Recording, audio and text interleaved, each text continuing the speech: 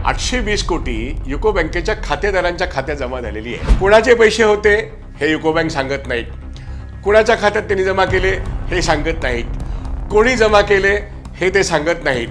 ह्या जमा करण्याचे इन्स्ट्रक्शन कोणी दिले हे ते सांगत नाहीत. हे 820 कोटीचं क्रेडिट हे 820 कोटी डेबिट का नाही होऊ शकत? ही तांत्रिक चूक, मानवी चूक, ह्याच्या पलीकडे एक ज्याला असं पण म्हणू धोरणात्मक पण चूक आहे का? पैसा कोणाचा, कोण वापरतं, कोणाच्या खात्यात जातात आणि कोण टाकतं? युको बँक ही एक राष्ट्रीयकृत बँक आहे आणि त्याचं मुख्य कार्यालय कलकत्त्याला आहे. आणि आपण सगळेजण जाणतो की बँकांमधून अनेक स्कीम्स सरकारच्या ज्या आहेत त्याची पेमेंट्स होत असतात. आता उदाहरणार्थ PM किसान असेल किंवा निवासचे प्रश्न असतील किंवा आरोग्याचे प्रश्न असतील, याच्याविषयी ज्या स्कीम्स असतात त्या मुख्यमंत्र्यांच्या असतील किंवा प्राईम मिनिस्टरचे असतील, यांचे जे निधी लोकांपर्यंत पोचवायचे त्या संदर्भामध्ये बँकांना हे काम दिलेलं असतं. आता आपण आत्ता जी चर्चा करणार आहोत ती युनायटेड कमर्शियल बँक म्हणजे युको बँक. अशी घटना घडलेली आहे की 820 कोटी रुपये युको बँकेच्या खातेदारांच्या खात्यामध्ये जमा झाली. 10 नोव्हेंबरपासून ते 13 नोव्हेंबर, म्हणजे काही रक्कम 10 नोव्हेंबरला झाली असेल, काही 11, काही 12, काही 13, या 4-5 दिवसामध्ये 820 कोटी युको बँकेच्या खातेदारांच्या खात्यात जमा झालेली आहे. आता सरकारी योजनांचे पैसे हे जनतेच्या खात्यात जातात, पण इथे काय झालं आहे की युको बँकेतून युको बँकेच्या खातेदारांच्याच खात्यामध्ये आता त्याचा आकडा किती आहे तर 820 कोटी हा आकडा माहिती आहे, पण किती खातेदारांच्या खात्यात पैसे जमा झाले हे मात्र माहिती नाही आहे. बरं, ही माहितीसुद्धा कोणाची आहे?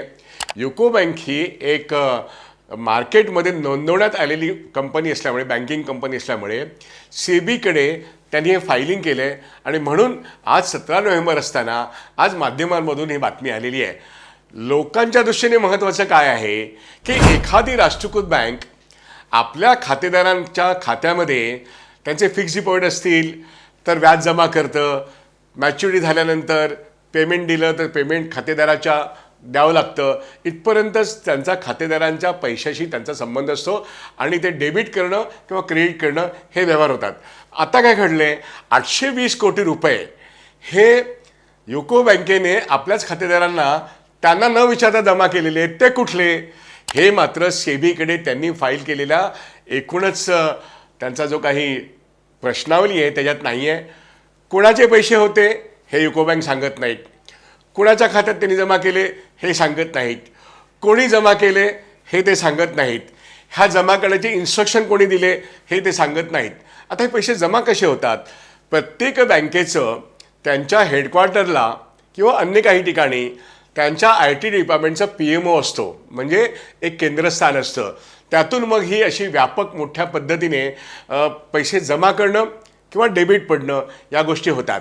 इथे जमा करणं झालेलं आहे आणि आता पुढचा खुलासा असा की या 820 कोटीपैकी 719 कोटी रुपये हे वसूल झालेत. म्हणजे केव्हा वसूल झाले असतील तर 14, 15, 16, 17 नोव्हेंबर, आज 17 नोव्हेंबर आहे, म्हणजे पुढच्या 3-4 दिवसात त्यांनी 719 कोटी रुपये वसूल केलेत. म्हणजे आत्ता डेबिट पडलं 10 ते 13 मध्ये आणि त्यांच्याकडून आधी क्रेडिट झालं आणि नंतर डेबिट टाकलं.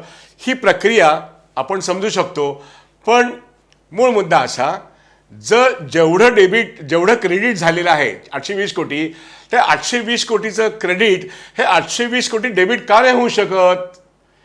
ते 719 कोटीच का झालं? मग उर्वरित 719 कोटी म्हणजे जवळजवळ 101 कोटी हे अजून वसूल करायचे आहेत. असं जेव्हा सेबीकडे फाईल होतं तेव्हा ते वसूल का होणार नाहीत? त्या खातेदारांनी पैसे काढून घेतलेत का? असं होणं शक्य नाही आहे. त्यामुळे ह्याच्यामध्ये बरंच काही काळंबेरं आहे. म्हणून मी उपस्थित केलेले प्रश्न, 820 कोटी कोणाचे, 820 कोटी जमा कसे झाले, ते कोणाच्या हातात जमा करणं, कारण त्याचं कुठेतरी लिस्टिंग असतं. ही मानवी चूक जरी असली तरी माणसांच्या मागे निर्णय घेणारी पण माणसंच असतात आणि त्याच्यामध्ये आजचे राज्यकर्ते, कॅगनेच एक रिपोर्ट असा दिला होता की शेतकऱ्यांचे समजा 5 लाख लाभार्थी शेतकऱ्यांना त्यांचे 3,000 रुपये 6,000 रुपये जमा झाले तर एका खात्यामध्ये बरीचशी रक्कम जमा झाली आणि ते एक खातं सरकारमधल्या राजकारण्यांचं होतं. अशा तऱ्हेचा कॅगचा रिपोर्ट आहे ज्याची अजूनही चौकशी झालेली नाही आहे. तसाच काही प्रकार या युको बँकेच्या 820 कोटीचा भाग आहे का? किंबहुना ह्या ज्या काही सरकारच्या स्कीम्स आत्ता बाहेर पडत आहेत आणि इलेक्शनच्या पूर्वी जमा होत आहेत तेव्हा पैसे कोणाचे? अर्थात जनतेचे. जमा कोण करतं? शासकीय यंत्रणा आणि शासकीय बँका. जमा कोणाच्या खात्यात होतात? लाभार्थींचा एक गट आपल्याला माहिती आहे, पण इथे तर खातेदारांच्याच खात्यात जमा होत आहेत. त्यामुळे असे अनेक गौडबंगालचे प्रकार या युको बँकेच्या कृतीतून निर्माण होतात. याच्यावरती युको बँकेच्यावरतीच हा प्रश्न आपण सोपून चालेल का? हा प्रश्न अत्यंत महत्त्वाचा आहे.